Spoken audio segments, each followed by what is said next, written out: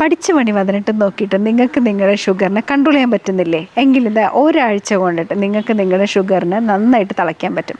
അതിനുള്ള പൊടിക്കൈകളായിട്ടാണ് ഞങ്ങളിന്ന് വന്നിരിക്കുന്നത്. ഹലോ, ഞാൻ ഡോക്ടർ ആര്യ രമേശൻ, എണ്ണിക്കാത്ര.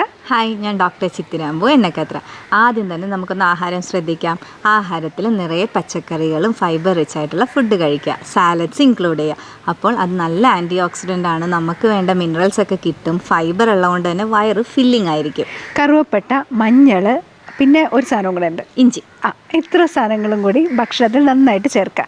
ഇത് ഇൻസുലിൻ സെൻസിറ്റിവിറ്റിയെ കൂട്ടും.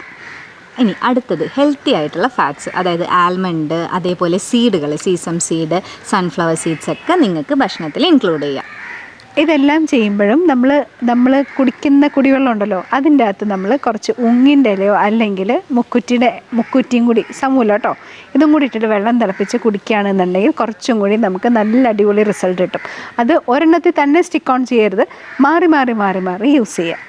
ഇതിൻ്റെ ഒപ്പം തന്നെ ഒരു 45 മിനിറ്റെങ്കിലും നമ്മൾ എന്തെങ്കിലും ഒരു വ്യായാമം ചെയ്യുക. കാര്യം നമ്മുടെ ഉള്ളിലേക്ക് പോണ കലോറി എങ്ങനെയെങ്കിലും ബേൺ ഔട്ട് ആവണ്ടേ, അല്ലെങ്കിൽ വീണ്ടും അത് ഷുഗറിനെ കൂട്ടിയുള്ളൂ. അപ്പോൾ നമ്മൾ അവരവരുടെ ആരോഗ്യസ്ഥിതി അനുസരിച്ച് എക്സസൈസും ഇൻക്ലൂഡ് ചെയ്യുക. ഇത് മാത്രമല്ല, ബേക്കറിയിലേക്ക് നോക്കുക ചെയ്യരുത്, പാക്കറ്റ് ഫുഡിനോട് നോ പറയുക. Oil fried sugar, white sugar completely നിങ്ങൾ സ്റ്റോപ്പ് ചെയ്യുക. അപ്പോൾ നിങ്ങളുടെ ഷുഗറും കൺട്രോളിൽ വന്നിരിക്കും. എന്തായാലും ഒരാഴ്ച കൊണ്ട് അടിപൊളി റിസൾട്ട് ആയിരിക്കും. ഓക്കെ.